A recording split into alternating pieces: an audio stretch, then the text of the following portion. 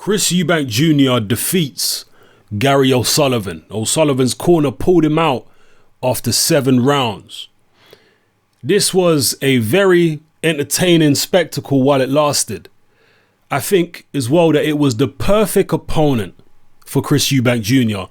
at this stage of his career, because O'Sullivan was sufficiently dangerous and sufficiently willing early on in the fight to test Eubank Jr.'s chin, because he did take a few good shots there, test his nerve, and also to some extent test his skills, because he forced Eubank Jr. to find those angles, to let those combinations off, to show some versatility, boxing outside and fighting on the inside, and to manage to get Spike O'Sullivan under control, because he had to really fight and he had to really dig in and hit O'Sullivan with some ferocious punches in the first few rounds of this fight to get O'Sullivan's respect. It really did take a lot of shots, and eventually he managed to get his respect, and the fight was fairly plain sailing from there on in. But those early rounds were heavy weather for Eubank Jr. Obviously, they were even more heavy weather for Spike O'Sullivan, because he was the one taking most of the shots. But you could tell Eubank Jr. was, I think, quite anxious early on in the fight. Again, it was another big occasion, but this will galvanize his self-belief and his confidence, and he will only grow psychologically from an experience like this, going up against a very, very tough game guy like Sullivan, who can punch, who was aggressive, who was coming at him in front of a big crowd and on a big stage. And Eubank Jr., I think, was a bit anxious early on, and he looked a bit tired after the first few rounds because he'd been throwing so many punches. But he clearly got in O'Sullivan's respect. And in fact, I think it was the body shots that were getting to O'Sullivan more so than the head shots, because Eubank Jr. was really sinking in some very vicious body shots. But there was a particular combination, the most impressive combination in the fight was in the early rounds. It might have been in the second or third round. Eubank Jr. let go with a blistering combination, uppercuts and hooks, and just very accurate, fast, vicious punches. But as I say, as impressive as those, and they were mostly headshots, as impressive as they were, I think it was the body shots in the following rounds which really took it out of O'Sullivan. And by rounds 5 and 6, O'Sullivan had pretty much resigned himself to defeat. He was maybe hoping to get one big shot on and hope that he could hurt Eubank Jr., but I also think he was maybe a bit disheartened by the fact that when he had landed solid on Eubank Jr., Eubank Jr. took it. O'Sullivan landed some very, very clean shots, and Eubank Jr., maybe just steadied him for a second, but he took them well, took them very, very well. So it was a good performance by Eubank Jr. He beat the fight out of O'Sullivan, and he had to. O'Sullivan's not the kind of guy that you can just finesse and expect him to show you respect. He's going to keep coming at you and he's going to keep throwing. You have to beat the fight out of him.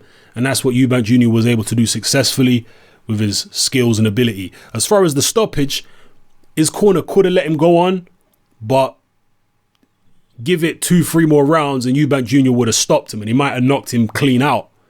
So, yeah, you can stop him after 7 rounds, or you can let him go on to the 10th or whatever, and he's going to get knocked clean out probably.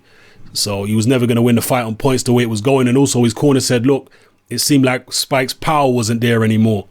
And maybe that's a testament to those body shots that he'd taken, as well as the headshots, obviously. So, yeah, good performance by Eubank Jr.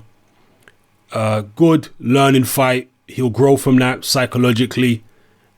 Adam Booth, I'm sure, is not too happy about how reckless Eubank Jr. was in there, because he was still quite reckless at times. Needs to be more controlled. But again, a fight like that experience will allow him to be more controlled next time. So the perfect fight against a perfect opponent. Hats off to Eubank Jr. Is he ready for the big boys of the division, the Golovkins and whatnot? Absolutely not. Eubank Jr. would get murdered by Golovkin at this point in time. And he's probably not even ready for Danny Jacobs at the moment. Give him a few more fights and let him develop a little bit more, and maybe he will be ready for the likes of Jacobs. And, you could probably put him in with, you could definitely put him in with Saunders again, or the winner of Saunders against Andy Lee. But as far as Jacobs and certainly Golovkin, no way. Canelo Alvarez is small enough that you maybe could take a gamble with Eubank Jr. fighting Alvarez. Whether you'd want to, given the experience gap and level of opposition gap, that's up to you. But I mean, if I was managing Eubank Jr. and I got the call from Alvarez's people and they said, yeah, you want to fight, I'd probably take it. I don't think Alvarez is that dangerous a puncher at middleweight to worry about Eubank Jr. getting knocked out. He does have skills, but I don't know. That's a fight I might take a gamble on.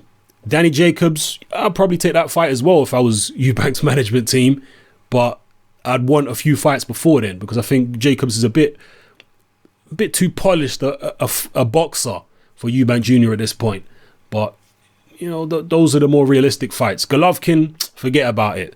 If he's going to have any chance at all of even being competitive with Golovkin, he's going to need at least another 18 months, maybe 2 years at the least. So anyway, let me know what you thought about his performance. How soon do you think Eubank Jr. can go on and fight for a world title? Who do you think is the best target that he should go for in terms of the world champions? And how do you think he would do against all the belt holders in the division?